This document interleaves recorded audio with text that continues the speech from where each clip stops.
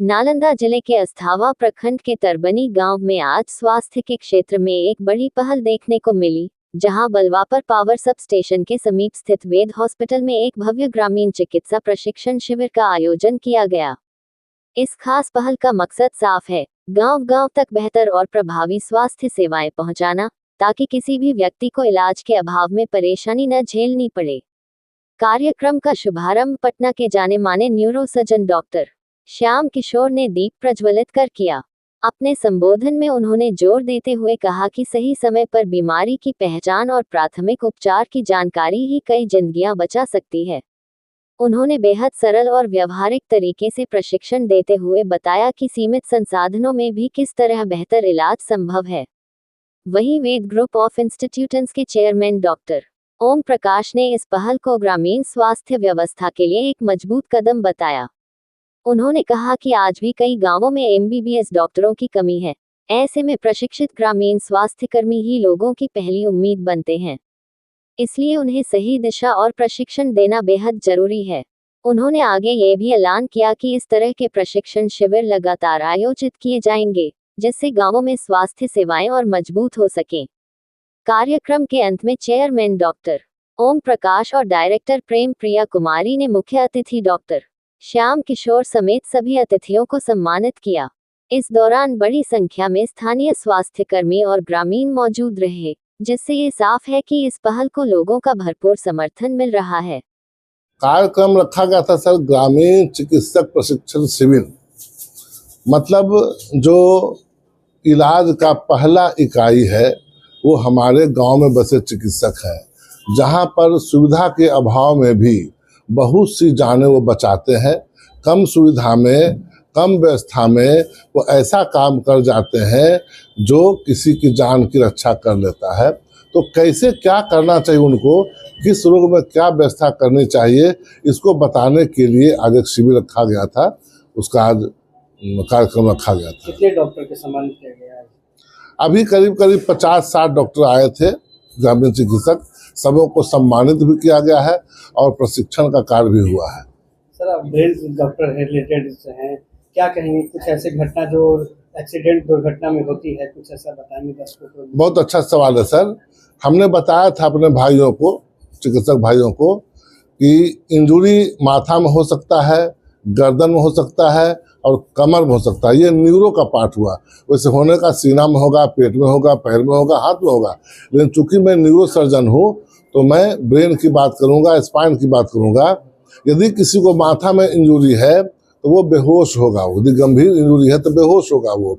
यदि वो होश में है और चारों हाथ पे नहीं चलता है, मतलब इंजरी माथा में नहीं है, गर्दन में है। यदि वो आदमी का हाथ भी चलता है, होश में भी है, दोनों पैर नहीं चलता है, तब इंजरी उसका या तो पीठ में है या तो कमर में है।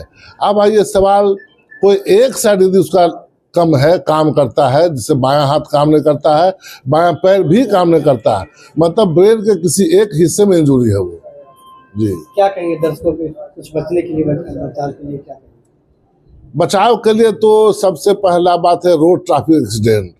सबसे अधिक दुर्घटनाएं और सबसे अधिक मृत्यु रोड ट्रैफिक एक्सीडेंट में ही होता है। तो मैं आग्रह करूंगा अपने भाइयों से, अपने बच्चों से, कि रोड ट्रैफिक एक्सीडेंट जो होते हैं उसको रोकने के लिए रोड के नियम का पूरी तरह से पालन करें, हेलमेट लगाएं, रफ्तार पर कंट्रोल रखें और गाड़ी कभी भी किसी प्रकार का नशा करके ना करें तो आपकी जान बची रहेगी। सर, आए दिन देख रहे हैं कि इस तरीके से लोग नशा करने वाले, चरस गांजा, इस तरीके से लोग पी रहे हैं और एक्सीडेंट कर रहे हैं। देखिए, हमारी सरकार, बिहार सरकार ने बहुत अच्छा कदम उठाया था नशा मुक्ति, नशाबंदी का। लेकिन दुर्भाग्य है कि हम अपनी जनता को समझा नहीं पाए और गलतफहमी में लोग आज भी नशा करते हैं। बहुत है जो लिक्विड नशा है, फिर धुआं का नशा है, ड्राई नशा है। तो आदमी नशा में आज भी है।